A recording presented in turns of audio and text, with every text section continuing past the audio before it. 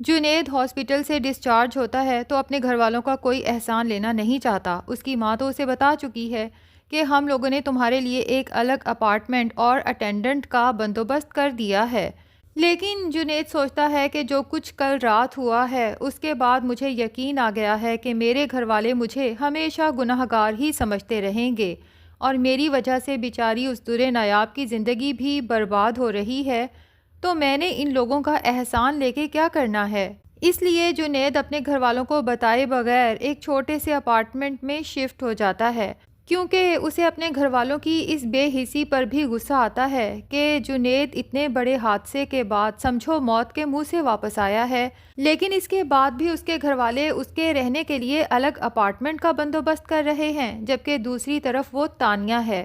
جو دراصل دونوں بھائیوں کی زندگی برباد کرنے کی اصل وجہ ہے، اسے جنید کے گھر والوں نے اپنے ساتھ رکھا ہوا ہے۔ بہرحال نیکسٹ ڈے جب غضنفر اور نگار جنید کو ہاسپٹل سے اس کے اپارٹمنٹ شفٹ کرنے کے لیے اسے ریسیو کرنے جاتے ہیں تو وہاں پتہ چلتا ہے کہ جنید تو بہت پہلے ہی ہاسپٹل سے جا چکا ہے۔ یہ سن کے تو غضنفر اور نگار دونوں بہت پریشان ہو جاتے ہیں، کیونکہ انہیں یہ تو ڈاکٹر نے پہلے ہی بتا دیا تھا کہ ابھی جنید مکمل طور پہ ریکور نہیں ہوا، ابھی اسے چلنے میں ہیلپ درکار ہوگی اور کچھ وقت لگے گا مکمل طور پہ صحت یاب ہونے میں۔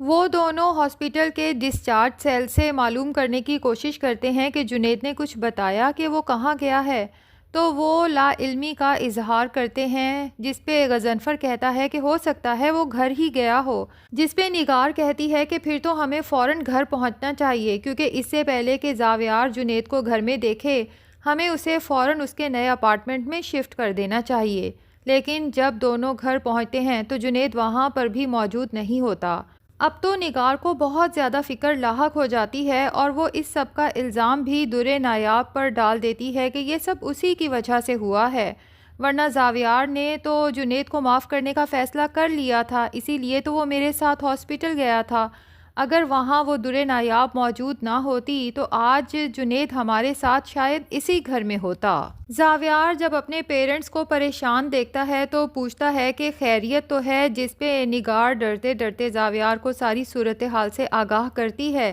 تو زاویار کو اپنے پیرنٹس پہ شدید غصہ آتا ہے کہ بھلا جنید کوئی چھوٹا بچہ ہے جو بھیڑ میں کھو جائے گا، اپنے کسی دوست کے پاس ہوگا، آپ اس کے دوستوں کو کال کر کے پوچھ لیں۔ بہرحال جب غضنفر بتاتا ہے کہ جنید کا موبائل بھی مسلسل آف جا رہا ہے تو زاویار کہتا ہے کہ فکر نہ کریں، آف موبائل سے بھی لوکیشن ٹریس ہو سکتی ہے، میں اپنے دوست سے بات کرتا ہوں۔ اور پھر جب جنید کی لوکیشن ٹریس کر کے اپنے پیرنٹس کو بتاتا ہے تو غضنفر فوراً ہی گاڑی اور ڈرائیور جنید کی طرف بھیج دیتا ہے، ڈرائیور سے کہتا ہے کہ وہاں پہنچ کے میری جنید سے بات کروانا، اور اگر وہ بات نہ بھی کرنا چاہے تو اسے وہاں سے پک کرنا اور نئے اپارٹمنٹ میں لے جانا، اس کے بعد تم نے اس کے ساتھ ہی رہنا ہے، اسے ایک لمحے کے لیے بھی تنہا نہیں چھوڑنا۔ لیکن جب ڈرائیور جنید تک پہنچتا ہے تو جنید کو تو شدید غصہ آتا ہے کہ کیا مصیبت ہے، یہ لوگ آخر میری جان چھوڑ کیوں نہیں دیتے۔ اب ڈرائیور جب جنید کی منت سماجت کرتا ہے کہ سر میں آپ کو آپ کے اپارٹمنٹ میں چھوڑ کے ہی یہاں سے جا سکتا ہوں، ورنہ صاحب میرے ساتھ بہت برے طریقے سے پیش آئیں گے، تو جنید کہتا ہے کہ اگر تم ایک سیکنڈ بھی مزید یہاں کھڑے رہے تو میں تمہیں دھکے مار مار کے یہاں سے باہر نکال دوں گا۔ بہرحال اب یہ نہیں پتا کہ ڈرائیور جنید کو کسی طرح سے کنونس کر لیتا ہے یا جنید کو خود ہی تھوڑی حیا آ جاتی ہے کہ گھر والوں کا غصہ میں ایک غریب انسان پہ اتار رہا ہوں، تو نئے اپارٹمنٹ میں شفٹ ہونے کو تیار ہو جاتا ہے۔ اب جب غضنفر اور نگار دیکھتے ہیں کہ جنید اپارٹمنٹ میں شفٹ ہونے کے لیے تیار ہو گیا ہے تو کک کو بھی اس کے پاس بھیج دیتے ہیں تاکہ وہ جنید کی خوراک کا خاص خیال رکھے۔ پھر یوں ہی کچھ دن گزر جاتے ہیں، لیکن نگار اور غضنفر کو اندر ہی اندر یہ ریگریٹ ضرور ہوتا ہے کہ جنید جس حالت میں تھا اسے اپنی فیملی سپورٹ کی بہت ضرورت تھی، لیکن ہم نے اسے اس کے اس مشکل میں بالکل ہی تنہا چھوڑ دیا۔ اس لیے نگار زاویار سے بات کرتی ہے کہ اگر جنید اس درے نایاب کو اپنے دل و دماغ سے بالکل نکال دے اور مجھ سے وعدہ کرے کہ وہ اس سے کبھی رابطہ نہیں کرے گا تو کیا پھر بھی تم اپنے بھائی کو معاف نہیں کرو گے؟ زاویار کہتا ہے کہ میں جنید کو معاف تو کبھی بھی نہیں کر سکتا، کیونکہ اس نے اپنے بھائی کے پیٹھ میں چھرا گھونپا ہے، اس نے میرے گھر کو آگ لگائی ہے، لیکن اگر آپ لوگ جنید کے لیے اتنے ہی پریشان ہیں تو کوئی بات نہیں، آپ لوگ اسے گھر میں لا سکتے ہیں، لیکن کوشش کیجئے گا کہ میرے ساتھ اس کا آمنا سامنا نہ ہو۔ اب تانیہ جب یہ سنتی ہے تو اس کے تو پاؤں تلے سے زمین سرک جاتی ہے کہ یہ کیا؟ اگر جنید اس گھر میں آ جاتا ہے تو میرا بنا بنایا کھیل تو بگڑ سکتا ہے۔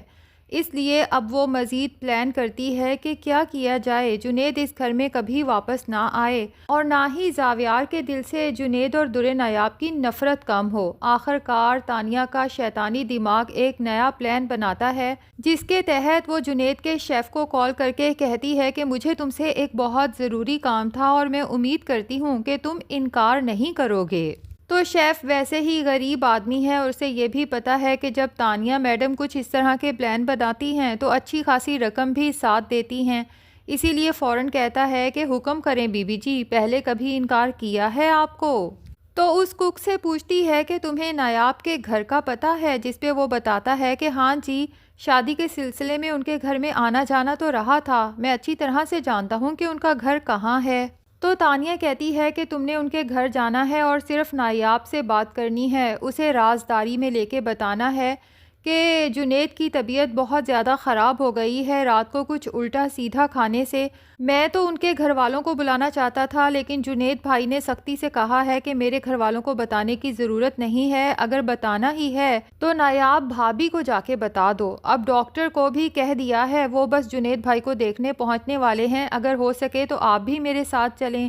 نایاب سوچتی ہے کہ گھر والوں نے تو سختی سے جنید سے ملنے سے منع کر دیا ہے، لیکن یہ وہ انسان ہے جس نے ہر مشکل میں میرا ساتھ دیا ہے، تو اب یہ کہاں کی انسانیت ہے کہ اس کے مشکل وقت میں گھر والوں کے خوف سے اس کا ساتھ دینے سے پیچھے ہٹ جاؤں۔ اپنی دادی تک کو نہیں بتاتی اور فوراً ہی شیف کے ساتھ جنید کے اپارٹمنٹ پہنچ جاتی ہے، جبکہ نایاب کے ایک دفعہ پھر گھر سے غائب ہو جانے پہ پیچھے اس کے گھر والے، خاص طور پہ بھائی اور بھابھی، بہت پریشان ہو جاتے ہیں۔ بھابھی تو پورا گھر سر پہ اٹھا لیتی ہے کہ مجھے پہلے ہی پتا تھا کہ اس لڑکی نے خود اپنی زندگی تو برباد کی ہی ہے، اب اس کی وجہ سے میری اور میرے بچوں کی زندگی بھی برباد ہوگی۔ کل کو جب میں نے اپنے بچوں کی شادیاں کرنی ہوں گی اور لوگوں کو ان کی پھوپھوں کی کارستانیاں پتہ چلیں گی کہ اپنے دیور کے ساتھ چکر چلا رکھا تھا اور بار بار اس کی وجہ سے گھر سے بھاگ جاتی تھی، تو خود ہی بتائیں کہ میرے بچوں کے رشتے کتنے مشکل ہو جائیں گے۔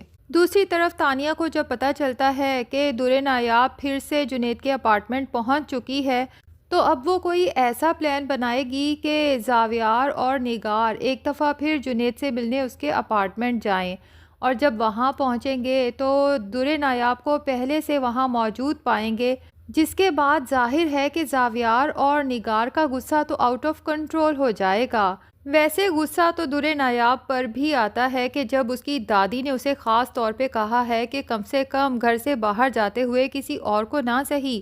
مجھے تو بتا دیا کرو، اس کے باوجود بھی در نایاب پتہ نہیں اتنی کم عقل ہے یا اتنی چالاک ہے کہ اپنی دادی کو بھی نہیں بتاتی، کیونکہ اسے یہ تو پتا ہے کہ دادی کو بتائے گی تو وہ جنید کا نام سن کے اسے جانے سے روک دیں گی۔ تو ناظرین، کیا خیال ہے، در نایاب اگر اس دفعہ جنید سے ملنے جاتی ہے تانیہ کے پھیلائے ہوئے جال میں آ کے، تو کیا در نایاب کی غلطی ہے یا نہیں؟ کمنٹ سیکشن میں ضرور بتائیں، اور اگر ہمارے چینل پہ نئے ہیں تو پلیز چینل کو بھی سبسکرائب کر لیں۔